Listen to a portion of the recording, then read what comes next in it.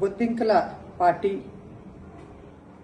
Cockroach Janata party పేరుతో ఒక సామాన్యమైనటువంటి వ్యక్తి భారతదేశంలో కాకుండా ఎక్కడో ఇతర దేశంలో ఉండి ఈ కేంద్ర ప్రభుత్వం యువతకు చేస్తున్నటువంటి మోసం పైన ముఖ్యంగా సుప్రీంకోర్టు జడ్జి సోషల్ మీడియాలో ప్రభుత్వ వైఫల్యాలను ఎత్తి చూపుతున్నందుకు బొద్దింకల్లాగా వ్యవహరిస్తూ ఉన్నారు అని చెప్పి చేసినటువంటి వ్యాఖ్యలకు వ్యతిరేకంగా సోషల్ మీడియాలో ఇన్స్టాగ్రామ్, ట్విట్టర్ వేదికగా ఒక సైట్ క్రియేట్ చేస్తే ఆ సోషల్ మీడియా ప్లాట్ఫామ్లో వచ్చినటువంటి ఆదరణ అంటే జెన్ జెడ్ పేరుతో యువత అందరూ కూడా ఈ రోజున బయటకు వచ్చి ఏ విధంగా కేంద్ర ప్రభుత్వ వైఖరి పైన దండయాత్ర చేస్తూ ఉన్నారో, కేంద్ర ప్రభుత్వాన్ని వ్యతిరేకిస్తూ ఉన్నారో, మోడీ, అమిత్ షా వ్యవస్థలన్నిటినీ కూడా అడ్డం పెట్టుకుని యువతని మోసం చేస్తూ ఉన్నారు.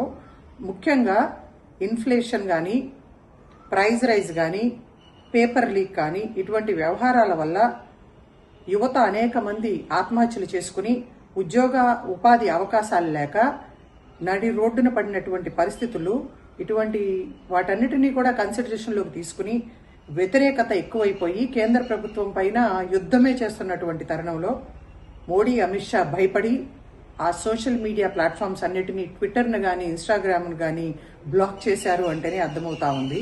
వాళ్ళు ఈ భారతదేశ యువతకు భయపడతా ఉన్నారు.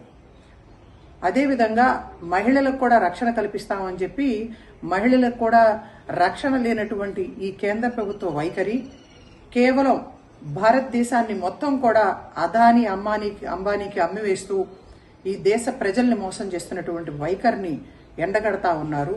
తిరుగుబాటు ప్రకటించినటువంటి యువతకు హ్యాట్స్ ఆఫ్. మేమందరం కూడా కాక్రోచ్ జనతా పార్టీకి మద్దతు ఇస్తా ఉన్నాం.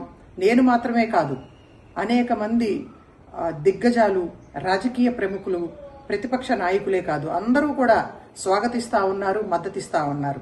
దీనికి భయపడిపోయి ప్రత్యక్ష దాడులకు పాల్పడటానికి కూడా వెనకాడినటువంటి పరిస్థితి భారతీయ జనతా పార్టీ.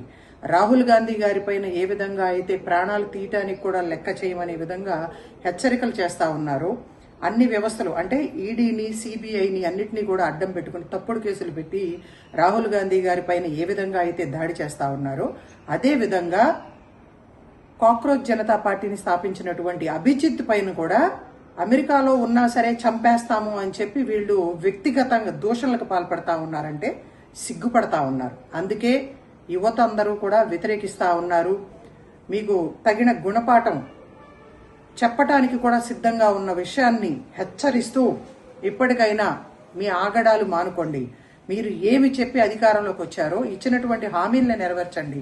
యువతకు సంవత్సరానికి 2 కోట్ల ఉద్యోగాలు ఇస్తానని చెప్పి ఇప్పటి వరకు కూడా ఒక్క ఉద్యోగం కూడా ఇవ్వకుండా, పైగా పేర్లు మార్చి కాంగ్రెస్ ప్రభుత్వాలు, అప్పటి యూపీఏ ప్రభుత్వాలు తీసుకొచ్చినటువంటి స్కీమ్స్ అన్నిటినీ కూడా పేర్లు మార్చి ఇంప్లిమెంట్ చేయడం తప్ప ఇప్పటి వరకు కూడా ఏమి అభివృద్ధి చేయనటువంటి మోడీ, అమిత్ షా జోడీని ప్రజలు తిరస్కరించే పరిస్థితికి దిగజార్చుకున్నారు. కాబట్టి సిగ్గుపడమని చెప్పి హెచ్చరిస్తా ఉన్నాను.